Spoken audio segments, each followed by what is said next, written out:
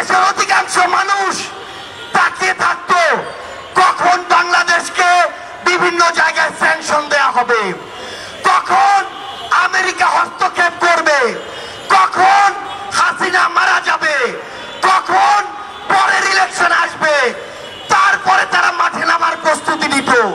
কিন্তু যেই ছাত্র জনতা রাজপথে নেমে জীবন দিয়ে এই খুনি হাসিনাকে দেশ ছাড়া করেছে, তাদের জীবনের এই যে হত্যাগুলো, এগুলোর বিচার হওয়া পূর্ব পর্যন্ত বাংলাদেশে অন্য কোনো কিছুর নাম নেয়া এই অন্তর্বর্তীকালীন সরকারের মুখে মানায় না। রাজনৈতিক দলগুলো আজকে সময়ের বিবেচনায় প্রতিযোগিতায় নেমেছে, আগে সংস্কার নাকি আগে নির্বাচন। মাথায় স্পষ্ট করে ঢুকিয়ে রাখুন, সংস্কার নাকি নির্বাচন, এই খেলা বাদ দিয়ে প্রতিযোগিতায় নামুন যে সবার আগে হতে হবে এই হত্যাকাণ্ডের বিচার। যেই তাপস নানক কাদেরদের প্রত্যক্ষ মদদে এই বাংলাদেশে খুনি হাসিনার হুকুমে এবং ভারতের প্রেসক্রিপশনে এই পিলখানা হত্যাকাণ্ড হয়েছে, শাপলায় হত্যাকাণ্ড হয়েছে, জুলাইয়ের হত্যাকাণ্ড হয়েছে, সেই হত্যাকাণ্ডের বিচার হওয়ার পূর্ব পর্যন্ত এই বাংলাদেশে অন্য কোনো কিছু কখনোই প্রাসঙ্গিক হতে পারে না।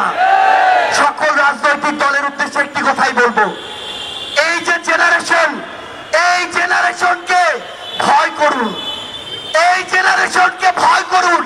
যদি এই জেনারেশনের রক্তের উপরে দাঁড়িয়ে ইমোশন নিয়ে খেলার চেষ্টা করেন, এই জেনারেশন সকল ক্ষমতার বিপক্ষে গিয়ে যে কাউকে টেনে হিস্ট্রি নামাতে পারে, কুয়েটের ওই ভিসি তার প্রমাণ।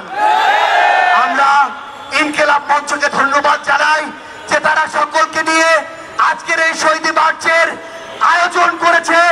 এই মঞ্চের সকল শহীদ পরিবার, সামনে থাকা সকল আহত যোদ্ধাকে সামনে রেখে একটি কথাই বলি, এই অন্তর্বর্তীকালীন সরকারের সবচেয়ে বড় লেজিটিমেসি হচ্ছে এই শহীদরা, এই শহীদদের হত্যার বিচার করার পূর্ব পর্যন্ত এই অন্তর্বর্তীকালীন সরকার যদি অন্য কোনো কিছুর চিন্তা করে, তাহলে তারা তাদের সারা জীবনের এই রক্তের দায়বদ্ধতা কখনো এড়াতে পারবে না।